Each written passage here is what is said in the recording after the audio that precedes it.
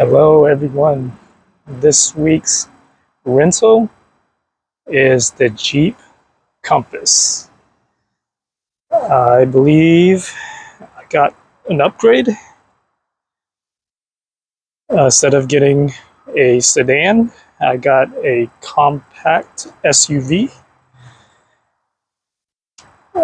From the outset, I thought it was a mid compact, but it turns out this is classified as a subcompact SUV, being that it could fit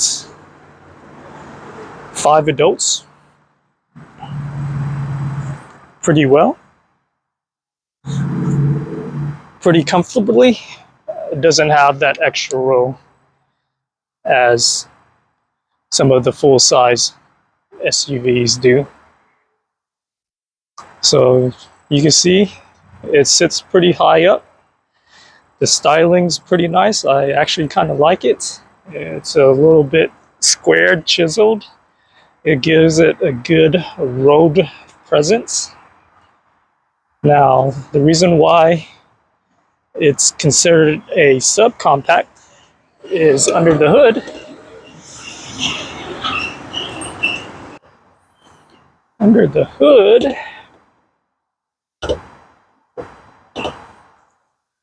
let me get to it. Actually sits a 4-cylinder engine, 2.4 liter. And it does kind of show it, and I'll get to that in a little bit.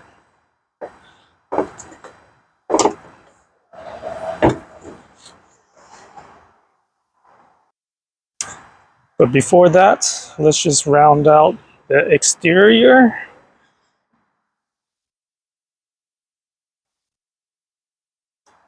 It has nice, roomy interior. I think it could be a little bit bigger, but when the back seats are folded down, you could probably fit a lot more cargo area. But for the seats up, the back seats up, it's probably, I would say, about 2 check-in luggages,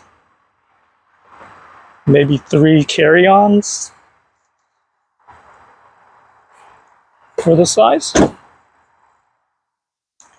Let's get into the interior. So, interior back seat actually is pretty comfortable. Has a between cloth and vinyl leather, and I have it on my seating position, and it's quite comfortable. I still have a little bit of leg room space, which is nice. So maybe 3 adults could fit back here. Folds down. This folds down to be an armrest for the middle. I would say, let's just say 2 adults and a kid would fit comfortably. 3 adults would be a little bit squishy. Has back air vents for air. Oh, nice little DC plug-in and 1 USB port. Very nice. Now let's hop in to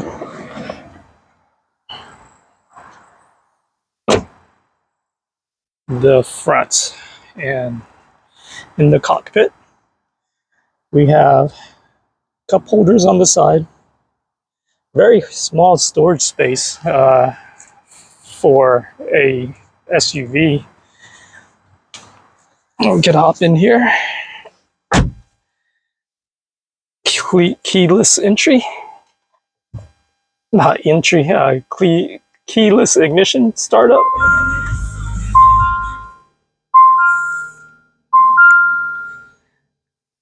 So start that boy up. In here we have one USB port auxiliary and a 12-volt cigarette DC. Going to this, like I said, the storage is a little bit small. The center console storage is super small. I can't even fit my little camera bag in here. And the same goes for the glove, is a little bit small as well too. I can barely fit it. But if you're renting this car, you probably won't even notice using it. Now, going back to the comfort, these seats are very, very comfortable. They're nice, solid. Driving for about an hour or so or more is still very nice. I don't get it. My butt doesn't get sore. So that's always a big plus. So this is the layout of the cockpit. Digital center cluster and analog speedometer and tach. This is where the controls for the lighting. It seems to be a thing now to have lighting on here versus on here near the steering column. Automatic windows. So yeah, not too much, just essentials information displayed. Car temperature, fuel, speed. It's kind of weird. It has a digital speedometer, but then also the analog, so it shows both. Steering column is nice. I like the thicker steering wheel wrapped in vinyl leather. You have your Bluetooth controls and your cruise control settings right here. Car does come with Android Auto using the Connect, but it is a wired connection, not wireless Android Auto. 8-inch screen comes with this one. Functional AC volume for your stereo, browser, AC modes, and what I will say about the stereo before we move on is that it is very nice. I can jam out to the bass and jam out to the bass.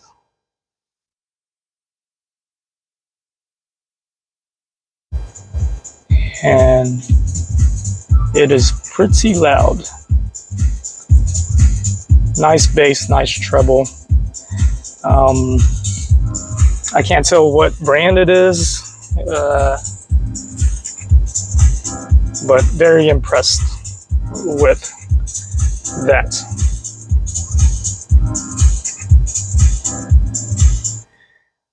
So let's see if we could take this for a short little drive to give you my impressions of the drive. Or maybe before we head on out, let's just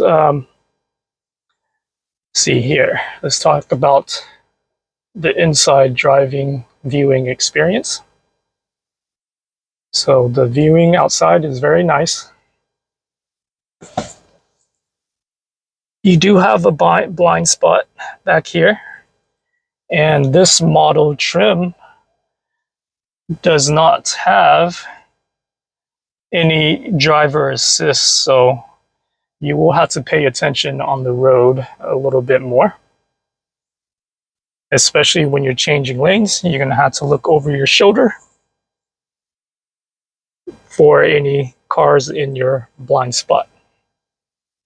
But the car is high up, and because of the aggressive look on the exterior, you do get road presence. So cars will notice you.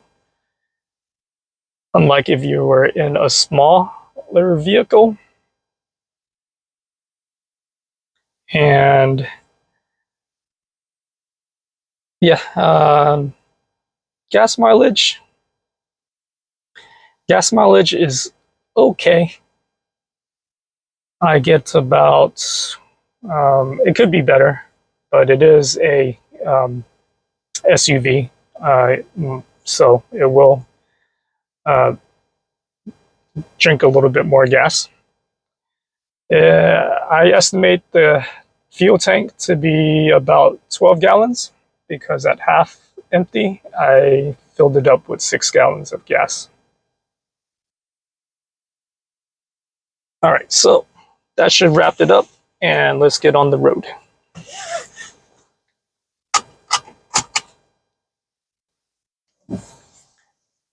All right, so the ride is very comfortable, though the performance could be a little bit lacking. Being that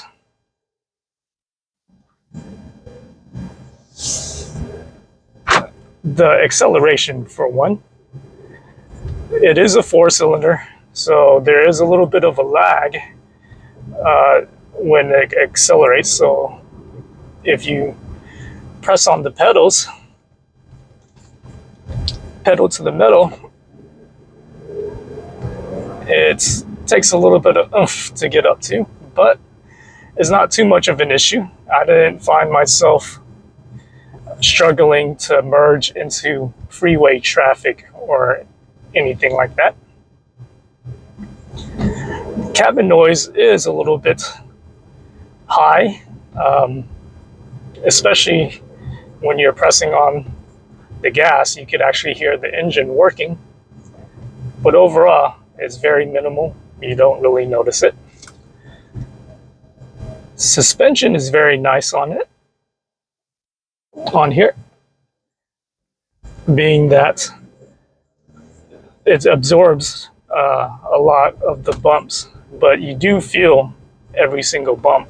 It's just that it's absorbed and it's not very harsh. It's pretty smooth overall.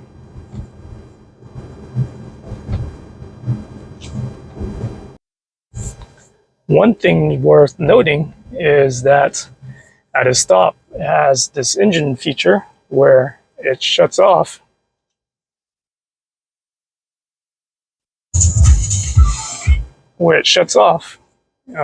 It's not doing it now, but then turns back on. So be aware of that, because when you try to accelerate too quickly, it is going to have a pause moment where it engages, the engine re-engages and starts back up. So my final impressions of this rental is that I would definitely, this would be a definitely yes for renting. I think it's a solid vehicle to do a mobile office. I find myself, the seats are comfortable, there's enough space, you don't feel cramped. And so you can even bust out your laptop. I found myself pulling over to send out emails or send out text messages and all of that. And even when I pull up in my driveway, it's comfortable enough after a long day of driving around that I tend to sit in the car, read some information, fire off some messages and things like that. It does have enough space, so if you're renting for travel, it will suffice. Overall, I rate this probably B plus. Only thing is if you want to find something more economical on the gas, you may want to go with maybe like a Honda CRV, maybe a Mazda CX-3. One of those models will have better fuel economy. But overall, I really like this rental. Nice little ride, especially compared to the last one that I got. But yeah, thanks for watching. Let me know in the comments below if next time you want me to look out for anything when I do these videos. So see you on the next one. Thanks for watching. Bye now.